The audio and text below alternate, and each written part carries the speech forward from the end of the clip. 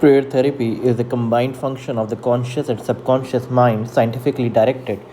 Prayer therapy is the synchronized, harmonious, and intelligent function of the conscious and subconscious levels of mind specifically directed for a definite purpose. In scientific prayer or prayer therapy, you must know what you are doing and why you are doing it. You trust the law of healing.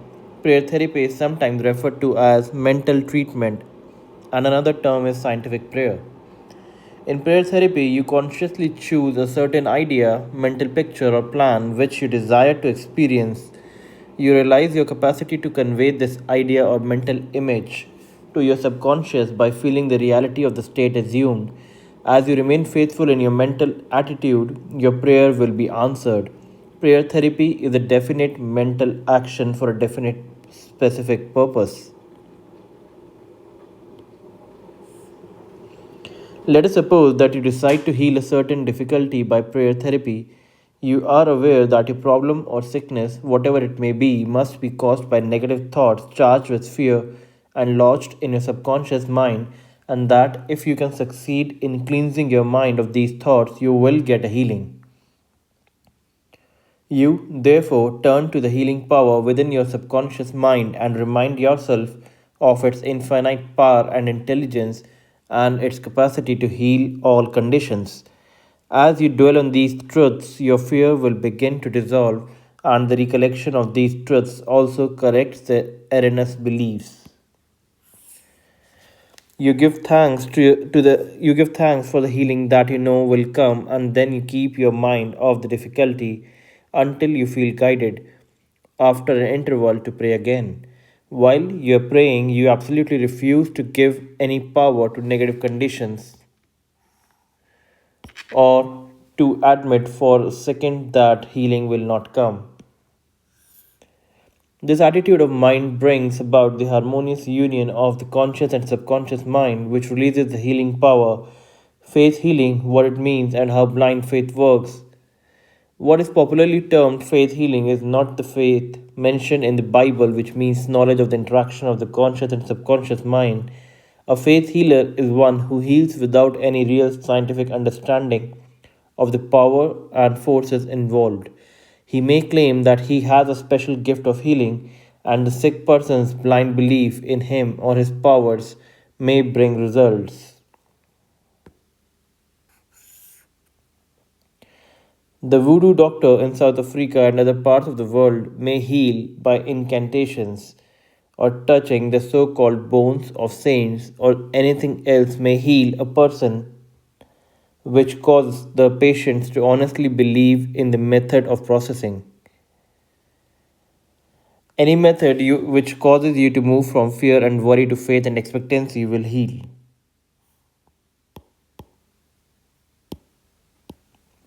There are many persons, each of whom claims that because his personal theory produces results, it is therefore the correct one. This, as already explained in the chapter, cannot be true.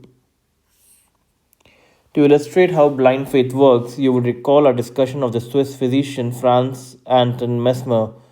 In 1776, he claimed many cures when he stroked deceased bodies with artificial magnets. Later on, he threw away his magnets and evolved the theory of animal magnetism. This he held to be fluid, which pervades the universe but is most active in the human organisms. He claimed that this magnetic fluid, which was going forth from him to his patients, healed them.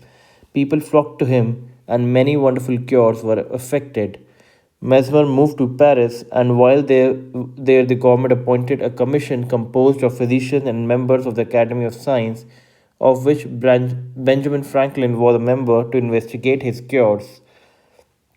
The report admitted the leading facts claimed by Mesmer, but held that there was no evidence to prove the correctness of his magnetic fluid theory, and said the effects were due to imagination of the patients. Soon after this, Mesmer was into exile and died in 1815. Shortly afterwards, Dr. Braid of Manchester undertook to show that magnetic fluid had nothing to do with the production of healings of Dr. Mesmer. Dr. Braid discovered that patients could be thrown into hypnotic sleep by suggestion, during which many of the well known phenomena ascribed to magnetism by Mesmer could be produced.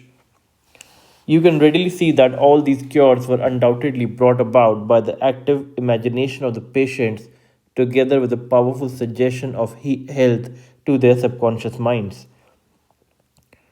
All this could be termed blind faith, as there was no understanding in those days as how the cures were brought about.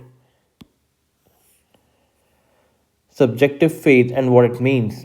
You will recall the proposition, which need not be repeated at length, that the subjective or subconscious mind of an individual is as amenable to the control of his own conscious or objective mind as it is by the suggestions of other. It follows that whatever may be your objective belief, if you will assume to have faith actively or passively, your subconscious mind will be controlled by the suggestion and your desire will be fulfilled. The faith required in mental healings is a purely subjective faith, and it is attainable upon the cessation of active opposition on the part of the objective or conscious mind. In the healing of the body, it is, of course, desirable to secure the concurrent faith of both the conscious and subconscious mind. However, it is not always essential if you will enter into a state of passivity and receptivity by relaxing the mind and the body and getting into a sleepy state. In this drowsy state, your passivity becomes receptive to subjective impression.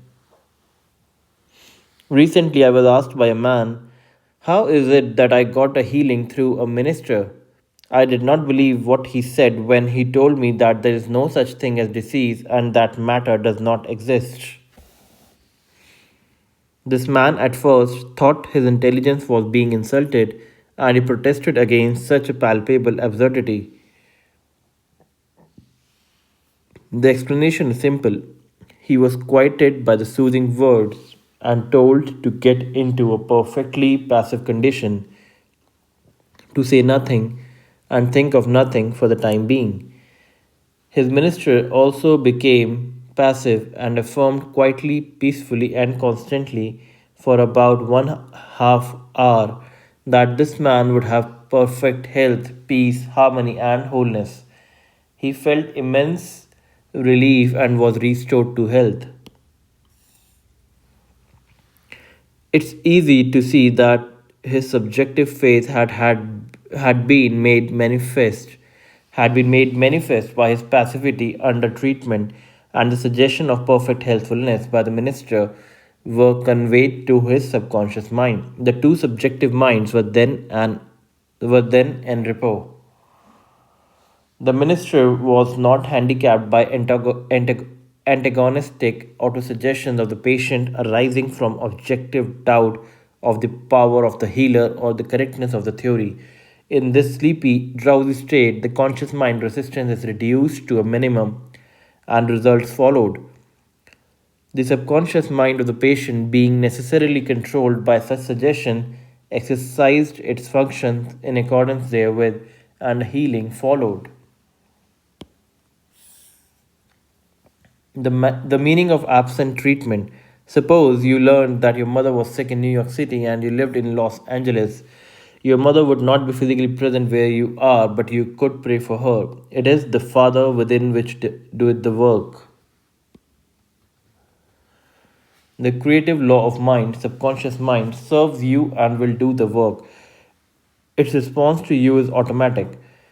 Your treatment is for the purpose of inducing an inner realization of health and harmony in your mentality. This inner realization, acting through the subconscious mind, operates through your mother's subconscious mind, as there is but one creative mind.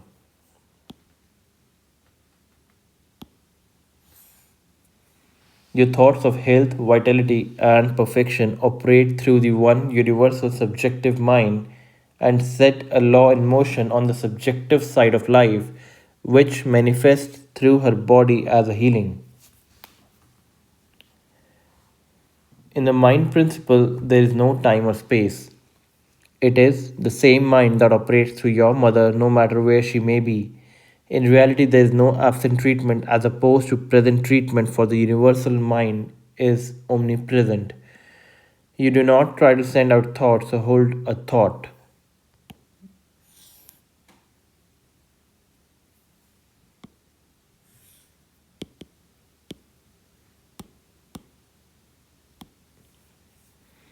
Your treatment is a conscious movement of thought, and as you become conscious of the qualities of health, well being, and relaxation, these qualities will be resurrected in the experience of your mother, and results will follow. The following is a perfect example of what is called absent treatment.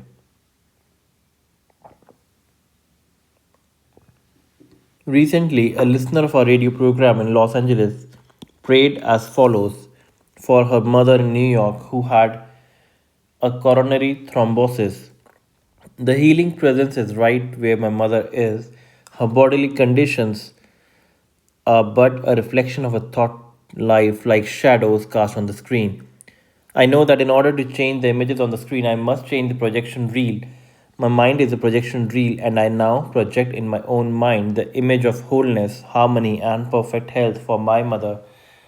The infinite healing presence, which created my mother's body and all her organs, is now saturating every atom of her being, and a river of peace flows through every cell of her body. The doctors are divinely guided and directed, and whoever touches my mother is guided to do the right thing. I know that disease has no ultimate reality. If it had, no one could be healed.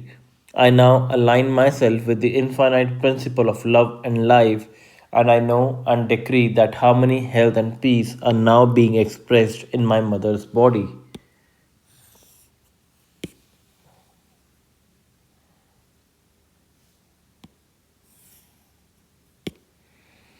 She prayed in the above manner several times daily, and her mother had a most remarkable recovery after a few days, much to the amazement of her specialist. He complimented her on her great faith in the power of God. The conclusion arrived at in the daughter's mind set the creative law of mind in motion on the subjective side of life, which manifested itself through her mother's body as perfect health and harmony. What the daughter felt as true about her mother was simultaneously resurrected in the experience of her mother.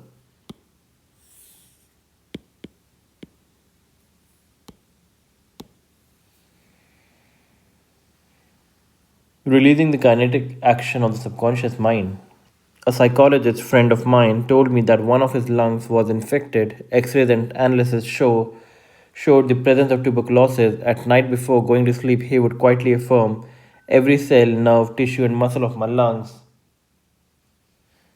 are now being made whole, pure, and perfect. My whole body is being restored to health and harmony." These are not his exact words, but they represent the essence of what he affirmed. A complete healing followed in about a month's time. Subsequent x rays showed a perfect healing.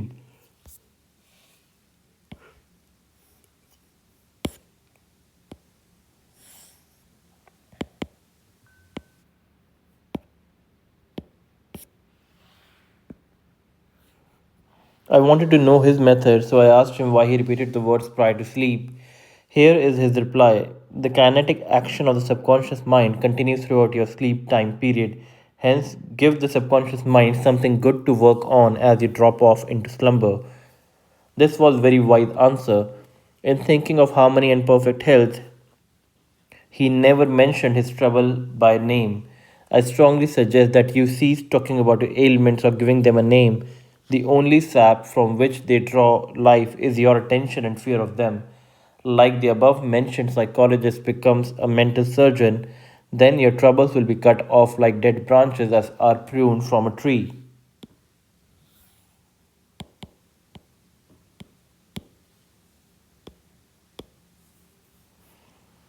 If you are constantly named your aches and symptoms, you inhibit the kinetic action, which means the release of the healing power and energy of a subconscious mind. Furthermore, by the law of your own mind, these imaginings tend to take shape as the thing I greatly feared Fill your mind with the great truths of life and walk forward in light of love. Summary of your aids to health. First, find out what is that heals you. Realize that correct directions gives given to your subconscious mind will heal your mind and body. Number two, develop a definite plan for turning over your requests or desires to your subconscious mind. Number three, imagine the end of the desired imagine the end desired and feel its reality. Follow it through and you will get definite results. Number four, decide what belief is. Know what belief is a thought in your mind and what you think you create. Number five, it is foolish to believe in sickness and something to hurt or to harm you.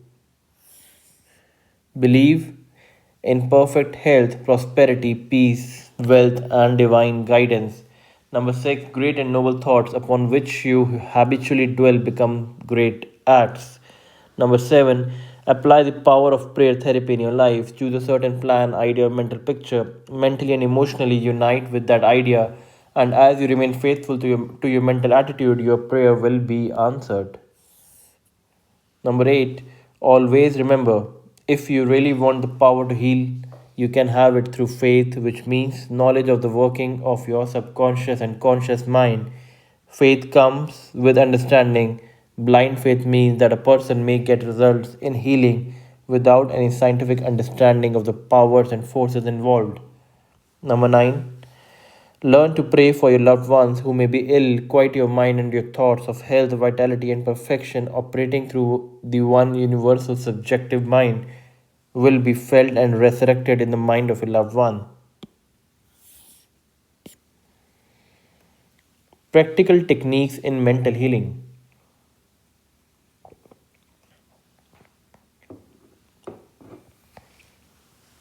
An engineer has a technique and a process for building a bridge or an engine. Like the engineer, your mind also has a technique for governing, controlling, and directing your life. You must realize that methods and techniques are primary. In building the Golden Gate Bridge, the chief engineer understood mathematical principles, stresses, and strains. Secondly, he had a picture of the ideal bridge across the bay. The third step was his application of the tried and proven methods by which the principles were implemented until the bridge took form and we drive on it. There also are techniques and methods by which your prayers are answered. If your prayer is answered, there's a way in which it is answered, and this is a scientific way. Nothing happens by chance. This is a world of law and order. In this chapter, you will find practical techniques for the unfolding and nurture of your spiritual life. Your prayers must not remain up in the air like a balloon, they must go somewhere and accomplish something in your life.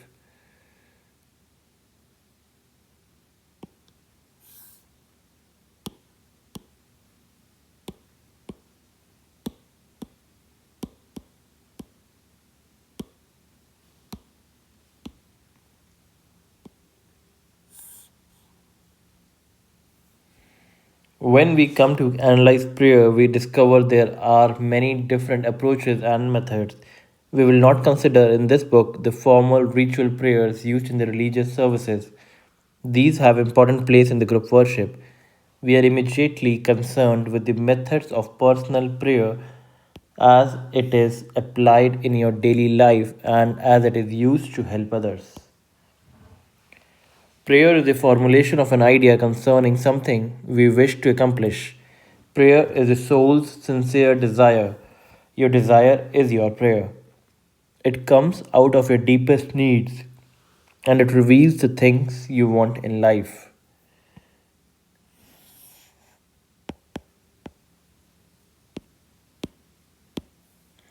Blessed are they that hunger and thirst after righteousness, for they shall be filled.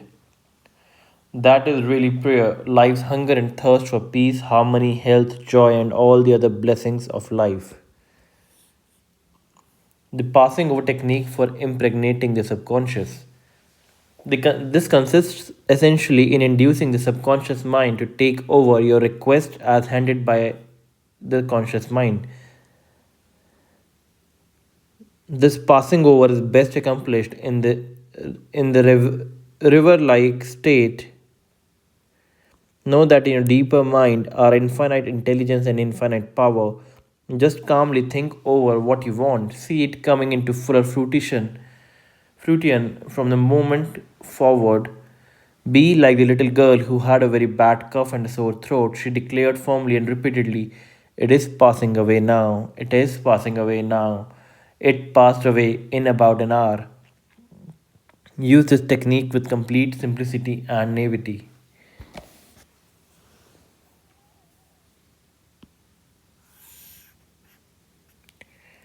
Your subconscious will accept your blueprint.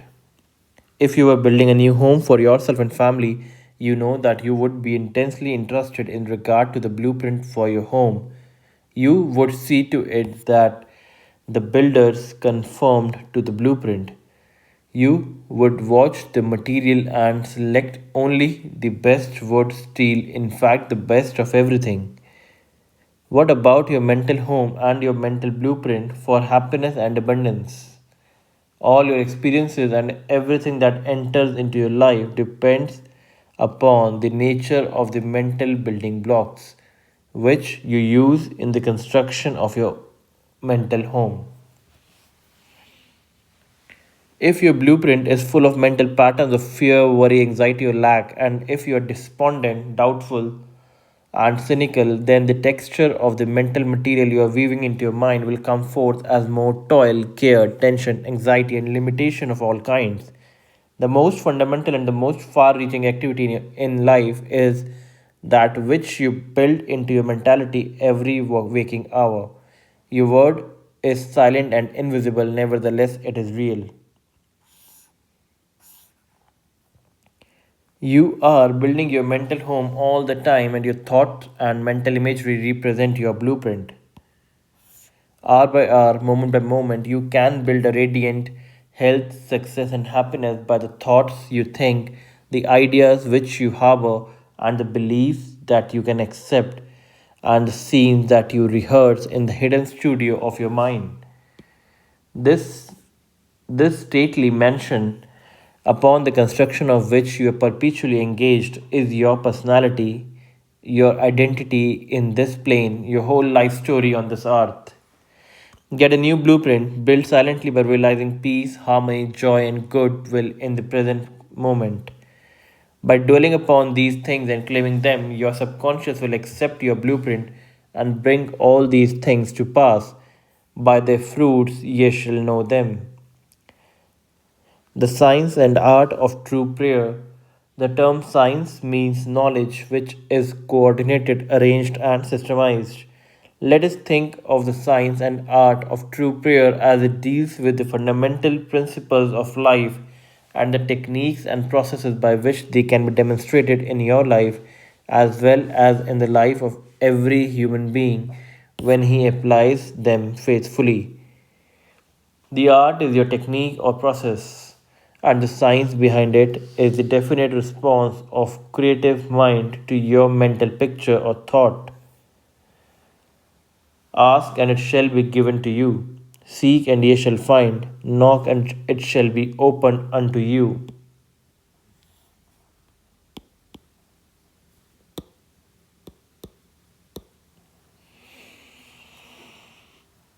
Here you are told you shall receive that for which you ask. It shall be opened to you when you knock, and you shall find that for which you are searching.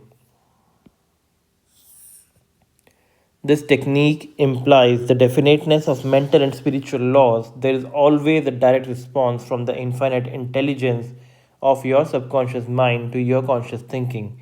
If you ask for bread, you will not receive a stone. You must ask believing if you are to receive.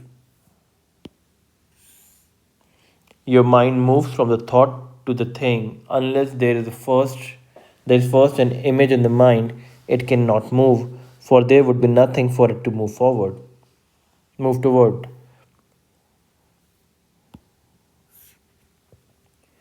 Your prayer, which is your mental act, must be accepted as an image in your mind before the power of a subconscious will play upon it and make it productive. You must reach a point of acceptance in your mind, an unqualified and undisputed state of agreement. This contemplation should be accompanied by a feeling of joy and restfulness in foreseeing the certain accomplishment of your desire. The sound basis for the art and science of the true prayer is your knowledge and complete confidence that the movement of your conscious mind will gain a definite response from your subconscious mind, which is one with the boundless wisdom and infinite power. By following this procedure, your prayers will be answered.